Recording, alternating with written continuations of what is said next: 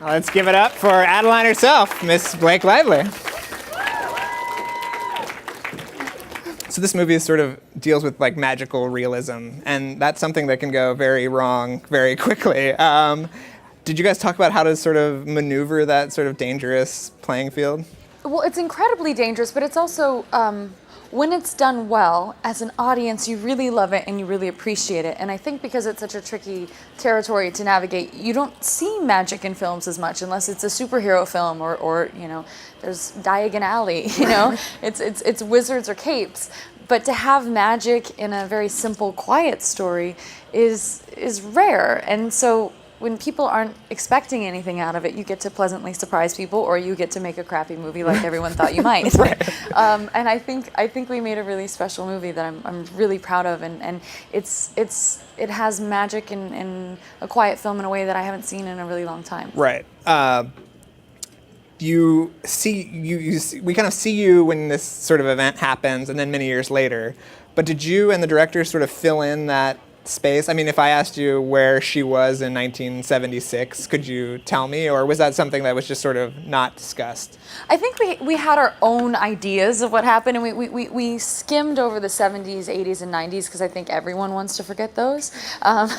So we really focused on the other time periods. No, but you know, we looked at the time period when she came of age, when the most impactful things happened to her, when she got in her car accident, when she was married, when she had her great loves, when she had a child, when she had to leave her child, when the FBI was after her. You know, all of these big most pivotal points in her life we discussed ad nauseum. But then for a while, you know, she just tried to disappear, and she just became very alone and quiet. Well, one of the sort of clues to your amazing history is the wardrobe, which is incredible, and I imagine you had a lot of fun with that because they did not have duct tape strong enough to keep me from having an influence on that wardrobe. I mean, so you purposely sort of were putting things in from the past into things. Can you talk about developing that look and sort of where the thought process was? Yeah, well, we were lucky to have the costume designer from Moulin Rouge be our costume designer on the film, so I was just like so geeked out by that. But was that a slow clap starting? Give it up for Moulin Rouge. Right? Yeah. Slow clap. Anyway, but so, you know, there was a version of this film that we could have done, which if this was the Pat Fields version, you know, Sex and the City goes back to 1908, would have been amazing. Or Gossip Girl for that matter. But this was about, yeah, there we go. That was a faster clap. But you know, this version of the film was about being as honest as possible, and we tried to not make her glamorous. But women back then put so much more effort in the way they presented themselves. There was no such thing as sweatpants and Uggs, right? You know, so there was always just naturally more of a formality to it. But when I first read the script and a lot of the initial conversations, in present time, she looked like, you know, a girl walking down the streets of Manhattan, like a trench coat and skinny jeans and tall boots, and I was like, she looks like Serena Vanderwood. You know, you can't do that. And they said, yeah, but she evolved with the times in every decade, so she would have evolved with this time. But something about her had to be different. Something about her had to stick out. So I really fought to have her be an amalgamation of all of the decades that she's lived in. But in order to do that in each decade, like in the 60s, you'll see a little piece from the 20s. Because the idea is like, she wouldn't just all of a sudden start wearing vintage. So every decade, you see the decades before weaved in. And one of your big sort of wardrobe outfits is the first New Year's Eve dress, which I think we have a clip of. So let's watch that now. Now that's your very handsome co-star, Mikhail, who, for the son of Harrison Ford, has a weird Norwegian accent pop up every once in a while. Yeah, you only hear it when he's talking about the utility line in the movie, but otherwise it's really it's super solid. From Westeros, and yeah, can you talk about working with him, because he's sort of the breakout of this movie? Yeah, we were really excited to work with him because you know, we looked for about 6 months for an Ellis because this woman hasn't been in a relationship since the 60s. So this guy has to be incredibly formidable for her to say, okay, now finally I'm going to break down and open myself up to love. And then Ellis says he's written too. He's handsome and he's charming and he's wealthy and he's philanthropic and like, holy crap, show me where that guy is, Right. you know? And she's just like not interested. So we had to have somebody who could be self-deprecating and who could undercut that and be goofy but also have a gravity to him. And it was really difficult to find that person. And then 2 weeks before we started shooting, McKeel came in, and we were just so lucky to have him.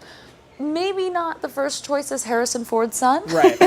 but he is so right for Ellis that we thought, yeah, he's his son. Maybe there was an affair. He spent a lot of time in Norway. Yeah, that his character, his father's character had. But he's just such a joy to watch this movie. And it was also fun at the after party to see a lot of like 10-year-old girls be like, Ellis, hi. And like, you know, they were having their crushes. Right. And not just 10-year-old girls. I mean, girls in many different age groups. And probably some men as well. Yes. Okay. Those are the only ones he was responding to, oddly. Just, no, I'm joking. He's got a lovely wife and a beautiful little baby girl. But we probably shouldn't talk about that because we Well, want people to only look at him for his sexy, sweaty, steamy body in the trailer. And we want to get girls in the theater for that. It was a very convenient thing in the trailer. To have him just... it's actually like that's funny 5 seconds of the movie. Yeah, it's like this really like emotional scene. And then he comes out like... slow motion, like covered in steam and like nipple hair. Like, what is happening right now? But you know, it's the trailer shot. Right. Well, It's speaking the of one that nipple gets hair, you fingers. worked with Harrison Ford as well, and he has kind of a reputation for being a little bit of a grouch. Do you have any funny, grumpy old man Ford stories you could share with us? Well, you know, I was just so desperate for his approval the whole time because he's very stoic and he's very quiet. He's not grumpy. He's just you got to earn it. Right. And yeah, he's Harrison Ford. Of course you have to earn it, you know? And then our last scene together is this incredibly emotional scene in the movie. It was so hard. And I don't know, it's just like when I'm doing a scene like that where I have to put myself out there so much and I have to be so vulnerable, I really need some sort of feedback from the other actor. It's a total weakness of mine, but I either need them to say, hey, good job, or why don't we try it this way? Would that help you out? Or because it's not really working, like you suck right now and this is what you can do better. But I just need to hear something for them just to be quiet and be like, do they hate it? Do they hate it? Do they love it? And so, you know, we finished the scene and he just finally went like that, and I was like, can you give me some sort of feedback? Or we've been working together for a few weeks, just give me something. And he's like, I'll give you something if you deserve it. I was like, oh, great. So Wow. So I don't know if I'll he take said that. I'll I don't know take if that he as said- a grumpy story. No, I don't think it's grumpy. It Okay. gets better though. So sorry, I tell really long stories. But he didn't say it in those words, but he Okay. sort of like, you know, said as much. So then at the end of the scene, he just sort of smiled and winked and was like, that was it? That's all you have to say to me? Like, can you just give me a compliment, please? And then so he's like, you know, that you were actually really great in that scene. And I said, you know what, you were too. You're not nearly as bad as they say. And like, he laughed so hard. And then like, from then on was just like, you saw like the Pepe Le Pew eyes, like, like he like finally liked me and appreciated me. And then he was wrapped forever. So that was short-lived. We have another clip. I want to talk about Ellen Burstyn, which is the third clip, but we have to get through this other clip. So let's show. Because I'm clip. talking too much? No. I'll tell shorter stories. No, I gotta you're tell great. shorter stories. No. You gotta edit this. This is a clip of you and Edit this in your Mikhail mind. On a date, on your first date. Yes. So, cool. take that, Jazz. Oh yeah. And McKeel's actually an incredible musician, Right. and like New Orleans jazz is Yeah. what he knows how to play. And so he was like, please don't make him play that jazz. It was like his whole big, you know. He was on plea. Treme, right? Yeah, he was on Yeah. Treme, and he learned how to play Do it. piano. Sure. The movie is set in San Francisco, and coming out of the movie, I was like, "This is a great San Francisco movie." But you guys shot it in Vancouver. How hard was that? Yeah, and then I just saw Planet of the Apes was shot in Vancouver and something else. So I've now coined it San Francouver. Right. So yeah, we shot in San Francouver, which was they add a trolley in San Francisco. Like, That was it. put a trolley in Dubai and you're in San Francisco. If there's a tax break there, it will happen. Movies will show up there. But it was fun. I love being in Vancouver, and it would have been nice to shoot in San Francisco. But Right. It's expensive. Yes. That's why no one does it. Do you have any favorite San Francisco movies? I have favorite San Francisco ice cream places. Which I'm is? sure I could think of San Francisco movies, but Mrs. Doubtfire, that was a pretty Right? good one. Yeah. Sure. A lot of Doubtfire fans in the Yeah, audience. right? It's the Doubtfire crowd here. Another amazing actor you get to work with is the great Ellen Burstyn. You only have a few scenes with her, but I imagine you were like asking her a million questions and sort of getting her input on everything, or were you just sort of No, enjoying? it's terrifying. You Really? can't do that. You don't want to mine her for sort of information? I do, of course you do, but you also respect Right. someone like her so much that you if she wants to offer it, you allow her to offer it, but you can't just say like, oh, tell me about that one time, you know.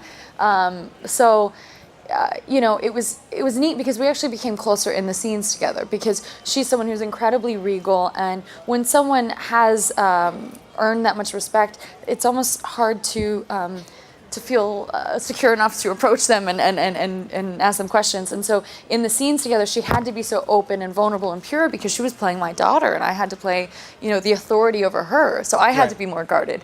And by her opening up in the scenes with me, it actually, when the scenes would cut, we would like, you know, be closer. And, you know, by the end of it, we actually became quite close. And, you know, I had her over for Easter. So now you can pepper her for questions. Now that you know I can ask her questions for sure. Okay, good. Let's run a clip.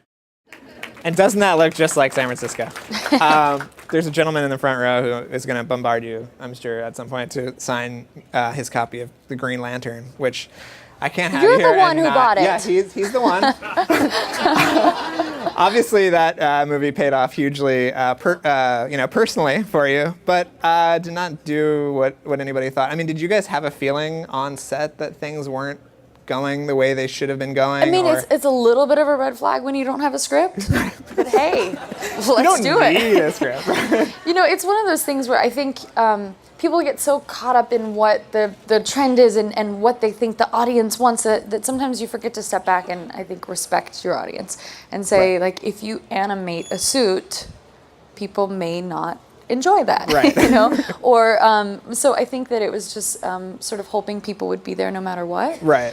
And you always try to make the best movie possible, and I think everyone involved did try to make the best movie possible, but sometimes it doesn't work out. Yeah. I mean, Ryan's getting back into the sort of superhero game. Would you, with Deadpool? Yeah. Deadpool. Oh my gosh. Would you do another character, or is that? Yeah, it's all about doing the right thing. I mean, Deadpool, what a character. Yes. I mean, going on that set and seeing the movie that they're making, it is such a special film. Take it out of the superhero context, and it's just an awesome movie. It's one of the funniest things I've ever been on. I cannot believe some of the things they're saying. Right. You're saying that in a movie? That's okay. And, he actually, we were both sort of allergic to social media just because I think you're allergic to, it's easier to stand on your soapbox when you haven't done it. And you're like, well, actually, I don't partake in that. But, he started Twitter since, and he sort of tweets almost as Wade Wilson. And it's a little bit reflective of what the movie's like. Irreverent. It is. I can't wait. Okay, well, I think now we are going to turn it over to the audience. Hi, Blake. Hello. Congratulations on your new bundle of joy. Thank you. You talked about Is that him? Is he my new bundle of joy? So cute. Surprise. You can hold him in your arms. You talked about how you included fashion over time into your character. How did you take like mannerisms and how women have aged over time and their rights and their freedoms into your character into the modern day? Well, that was a huge thing because there's a formality to Adaline, even in present time. We explored different versions. Like I think Jane Fonda's so rad. So I was like, I want to talk like her and I want to look like her. But she came of age in a time where, she was fighting for, free love and she had a voice and she used it. But Adaline came of age in the Edwardian era. I mean, she lived through the 20s. She was around when women didn't have rights, and then was a part of that, and then figuring out how women fit into society and culture. And what was really neat about the wardrobe is when you look at the history of fashion, there's a reason that the shift dresses and the drop waist were more loose than the more buttoned up things of the Edwardian era. And then that happens again, history repeats itself again a bit from the 50s, where it's very conservative and corseted and buttoned up, and women's hair is very tight and proper to loose and flowing in the 60s, and it's reflective of the free love. And so where women fit into society socially and politically was reflected in the fashion, but it was also reflected in the mannerisms. So I could have been a woman from the 50s or a woman from the 60s in each of those different decades. But when you look at when a woman comes of age, they're normally most defined by that era. So my grandma came of age in the 20s, and she was very much that woman. Or if you look at someone who came of age in the 60s, there is a looseness or fire to them, a positive looseness, not like a hussy looseness, but maybe a hussy looseness too. Hey, I don't know who your grandmas are boning. This is a judgment-free stage, right? But anyway, so it was really about defining, capturing that woman from the 20s, and then sort of letting her evolve and change over time. And you have a dialect thing too, don't you? A little bit. Yeah. Yeah. Okay. Well, Did you ever want it to be like, "Hey, look, I'm in the modern era"? I don't know. Well, I looked at Jane Fonda and I was like, I want to talk like her, because she kind of like talks through her teeth in a really sexy way, but she speaks in a very empowered way. Her voice is something that she's very proud of. Where Adaline had to be a bit more quiet and reserved, and that be seen and not heard thing that was instilled in her at a young age, and then sort of growing out of that and changing. So yeah, I had to change my dialect. I also like mumble and talk like I'm from Burbank, California, which. Everyone knows I'm from New York. Yeah, I've been watching you with my girlfriend since Gossip Girl and all that. But my question is this. Oh, your girlfriend watches Gossip Girl, not you? Yeah, I watch it because I heard. But anyways. Yeah, I know that. But is there a difference between your character Serena and now with Adaline in terms of like vibe and all that? Well, Adaline is not a socialite in New York. She hasn't given anyone a drug overdose. She's magically with her. stopped aging. That is a huge part of the movie. She's not brothers with her ex-boyfriend.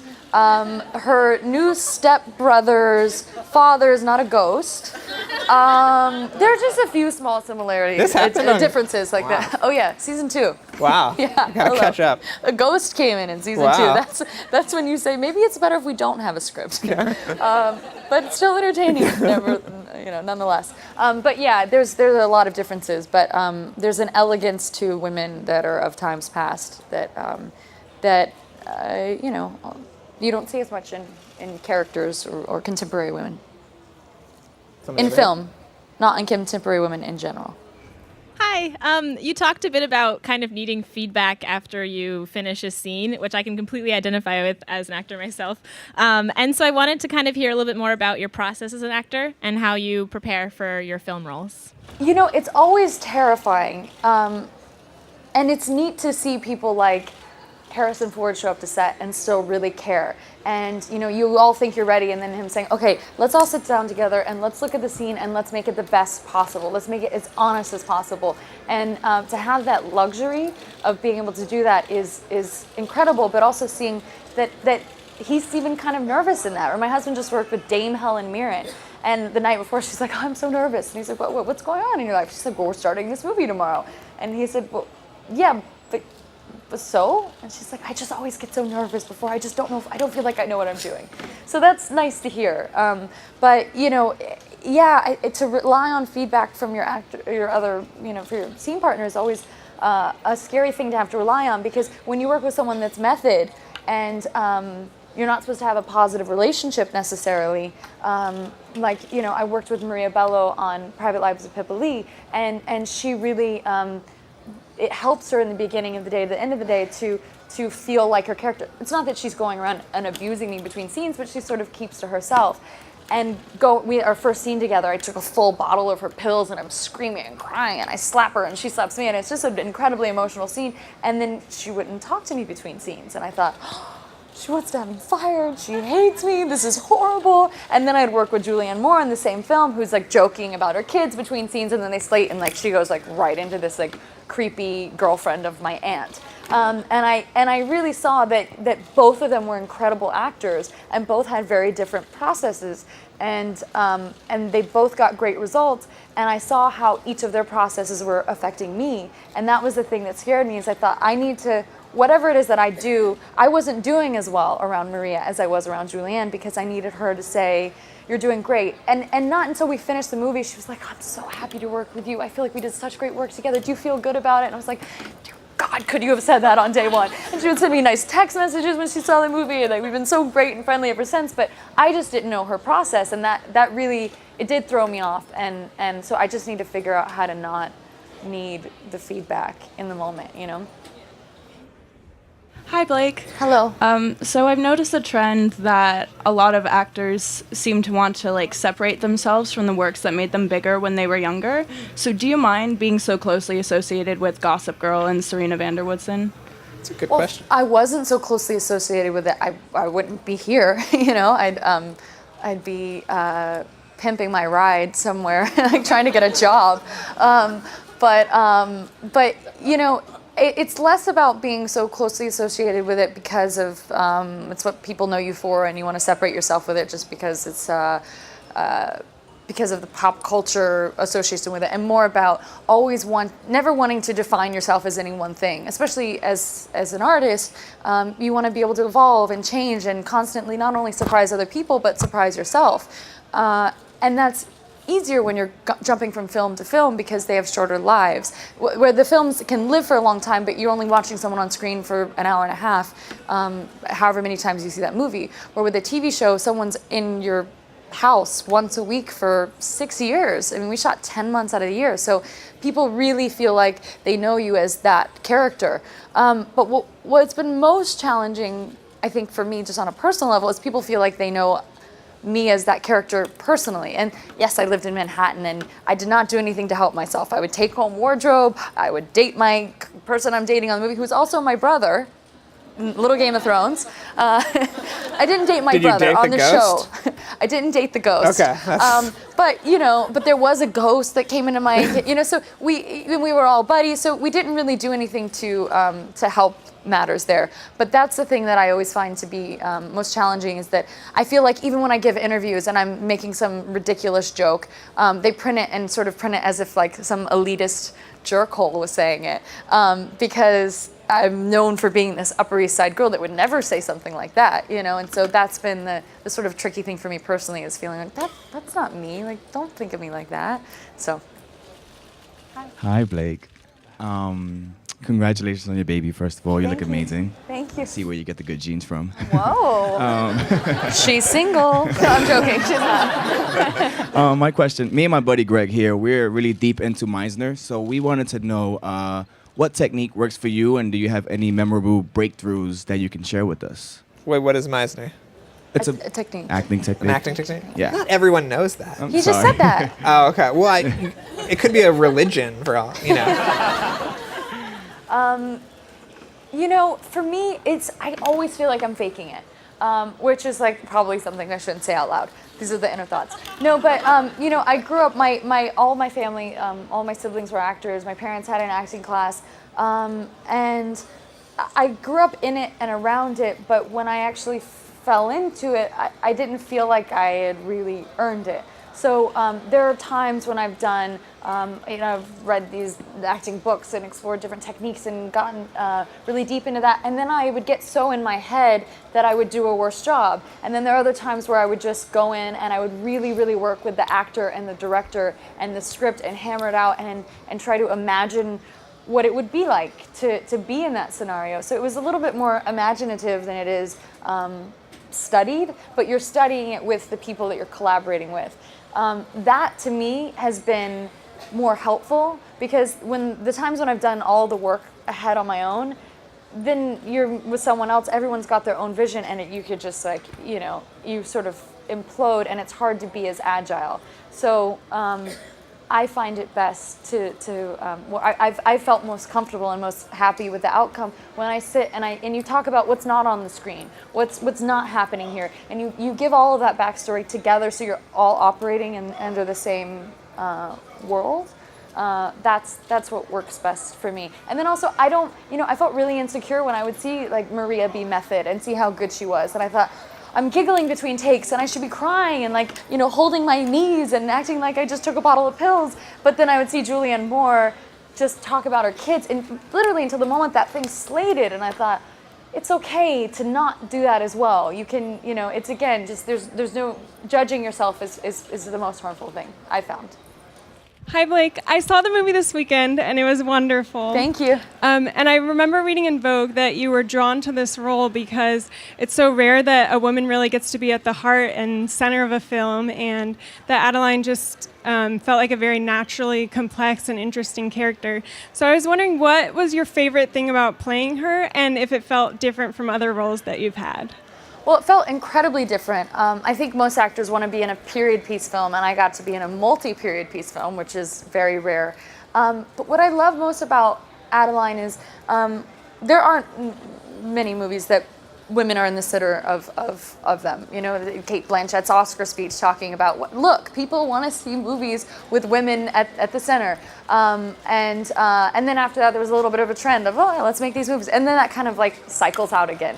And it's a shame that happens. But what I loved about Adaline is that she was multifaceted, and she had her flaws and she had her strengths, and she wasn't really judged either way, where normally women's role is to be the heroine and she's celebrated, or it's to be the villain, whether she's an evil queen or whether she's a drug addict. When they're multifaceted, it's because there's all these dark layers of complexity, or they're this prize for the man, or they're this really charming, dazzling woman. But to have a woman like Annie Hall, you know, who's complex and interesting, and there are great things about her and there are terrible things about her, but she is just honestly a woman. That's very rare, and that's what I liked about Adaline. I mean, she could have even had more flaws. You know, I think we could have pushed that a lot more. But you know, an honest representation of a woman, you don't really get to see a multifaceted, complex women in film enough. But you do get to see complex, multifaceted men a lot, which is disappointing. I had nothing to do with it, I swear. I think it's great to see men too, but I think that, you know, it's a shame that women often play one role or the other. Yeah. And I'm always, that's why I'm drawn to these characters that are, you know, I joke that I only ever play a prostitute or a drug addict, because the women that are very layered and complex, that aren't just the prize for the women, are normally dark when they're layered and complex. But that's not honest, you know. They can have their complexities and they can have their darknesses, but you know, there's a lot more to the story than you often see. Well, let's thank Blake Lively for a wonderful chat. Thank you, guys. And